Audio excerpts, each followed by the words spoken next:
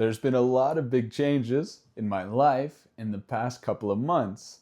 There's been a lot of things behind the scenes that have not been in these videos, that I've been working on, that I've been focusing on, that have been quite stressful at times, but luckily I can say now it's over and it was worth it.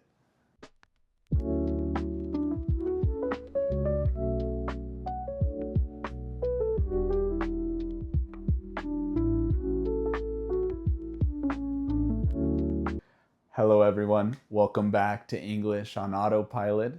And today I wanted to give you a little look into my life behind the camera, my life that I really haven't talked too much about.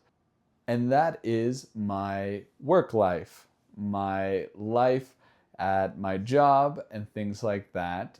And I am very pleased to announce that I just started a new job. I know, very exciting.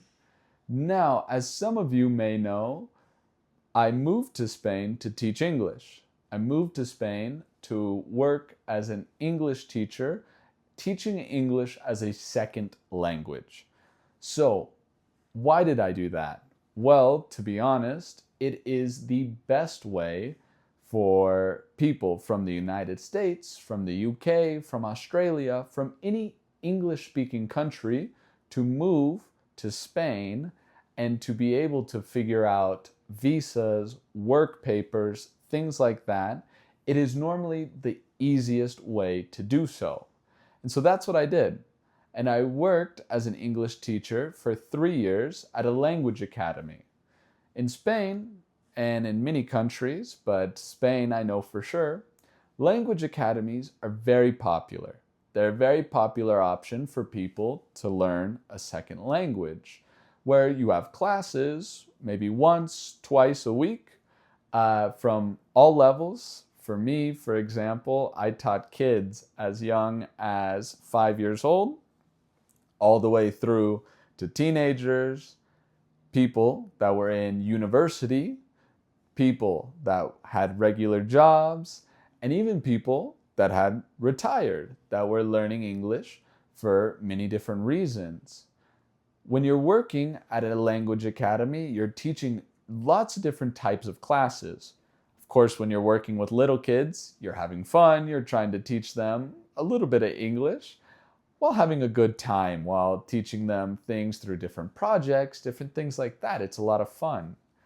Once they get a little older, it changes a little bit. Normally, you're helping them work towards passing a language exam. Normally, for English, the Cambridge exam. But I also prepared students for many different types of exams. But the Cambridge, I would say, is the most popular. So that was a big part of my job, was working on exam preparation classes. Those classes are a lot more serious. Those classes, you're really focused on training for the exam, working on the different parts. Of course, there's a reading part, which includes a use of English, being able to use English correctly, using the grammar correctly, being able to really play with the language and being able to identify different patterns, things like that. There's the writing, which is a very important part. We worked a lot on the writing section. There's a speaking section, and of course, listening. Then, with adults and things like that, those classes were a little different as well. I had some adults that maybe needed an English certificate to go back to school to study, or maybe their work asked them to get it, things like that. Generally though, those classes were more focused on using English to travel, to enjoy English media, watching TV, movies, reading, things like that, and keeping the mind active. Those classes were a lot of fun because it was always very interesting conversations. I learned a lot just as they did because they were able to tell me about their professions, things they like to do. Those classes were always really enjoyable as a teacher. But there's some problems with English academies as well, especially from a teacher's perspective. Now, if you go to Spain, you want to live there a few years and work and travel and then move back to your home country, it's an excellent option. However, I realized really quickly after moving to Spain that I wanted to live there, and I wanted to live there really permanently. I don't ever see myself moving outside of Spain. I see myself living in that country 100% for my life. And because of that, I needed a job with a little more upward mobility. At an English academy, you're a teacher, and there's not much else. That's the job that's available. It's the setup of the academy. So it's normal. But for me, I started to search and search for another job. Luckily, thanks to someone I used to work with who started working at a very, very prestigious university in Madrid, told me that they were looking for someone to join her department as well. And so I started the interview process. I got the job. It took a while. It was a long process, of course, with paperwork and things like that. As an immigrant who moves to the country, there's a lot of regulations, there's a lot of paperwork, there's a lot of contact with the government. Right now, even my job is in contact with the government, so they know that I work there, things like that. It's a lot of paperwork. And so it takes a while. It's a long process, but luckily it paid off. And I'm very excited because I'm still able to work in education. I'm still able to work in education, but now in higher education, where I work with students that are getting a master's, specifically a master's in business administration, an MBA. And so it's a very different style of work. I'm also more in the administrative side, so I'm creating events, I'm doing things that are not necessarily in the classroom, but it's been a great experience so far. Do I miss teaching?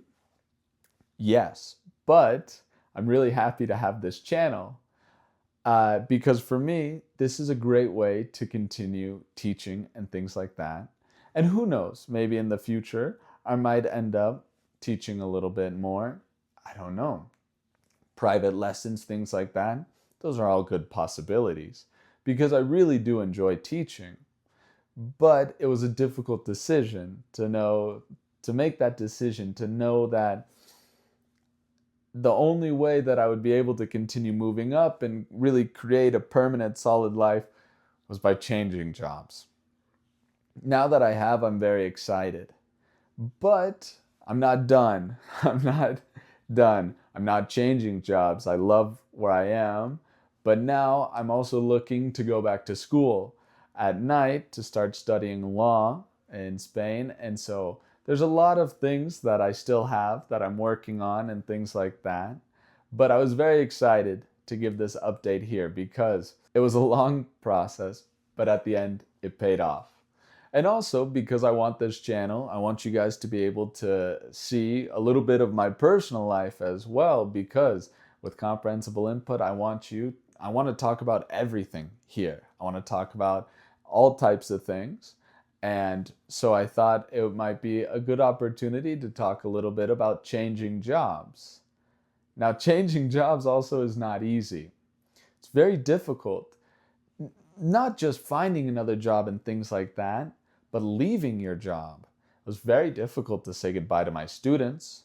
It's very difficult to put in your resignation, right? When you have to give your letter. It's a lot of difficult things. It's a lot of things that are very emotional, very stressful.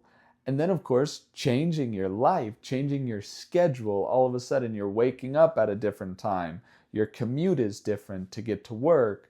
It's a huge change. It's a huge change. Especially because normally language academies, the hours are really strange. They're not a normal job where you work maybe 9 to 5, 9 to 6, something like that.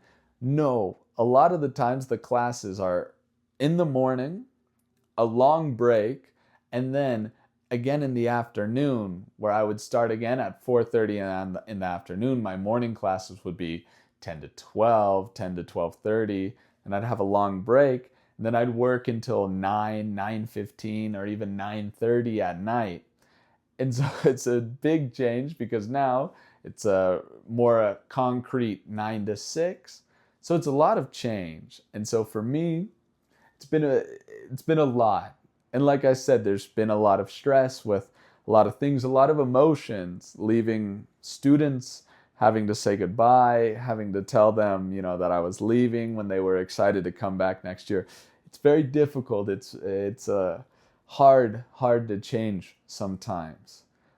But it's important to do so when you know it's necessary, when you know it's time to do so, even though it might be difficult.